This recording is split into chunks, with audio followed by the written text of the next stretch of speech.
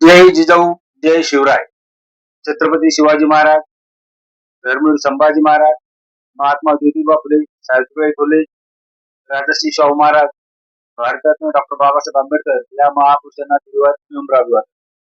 मी श्री संजय आंबोरे नवजीवन पुनर्व या म्हणजे या युट्यूब चॅनलच्या माध्यमातून संभाजीनगर जिल्ह्यातील मराठा समाजासोबत सर्व समाज बांधवांना विनंती करतो की नियोजित सिल्लोड तालुक्यात होणारा विवाह घटस्फोटित परिचय मेळावा संपन्न होणार आहे. त्या दिवशी आमची जोरदार तयारी चालू आहे. बायोडाटा संकलन सुद्धा चालू आहे. कृपया आपणास नम्र विनंती करण्यात येते की शेतकरी मुलांनी जास्तीत जास्त सहभाग नोंदवावा. ज्या मुलांना पगार कमी आहे त्यांनी सुद्धा आपला सहभाग नोंदवावा. तुम्ही असं मनात आणू नका की आम्ही कमी शिकलेलो तर आम्हाला कमी पगार आहे तर आम्हाला कोणी मुली देणार नाही.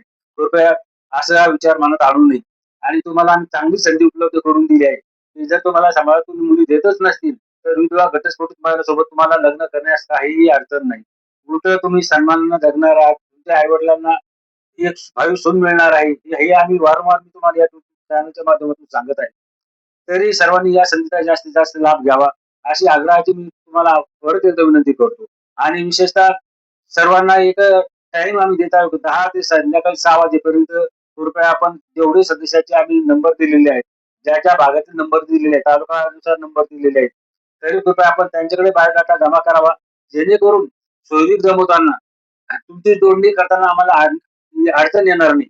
त्याचं कारण असं की गंगापूर तालुक्यात जर बायोडाटा येत असेल तर तो आपण श्री जनार्दन पाटील यांच्याकडे जमा करावा. भोकरदन जालना जिल्ह्यातून जर बायोडाटा येत असेल तर श्री कौतिकराव पाटील सोनवणे साहेब यांच्याकडे जमा करावा. आणि बाकी सिल्लोड तालुक्याची नियोजन समितीची कमिटी आहे त्यांच्याकडे तुम्ही बायोडाटा जमा करावे.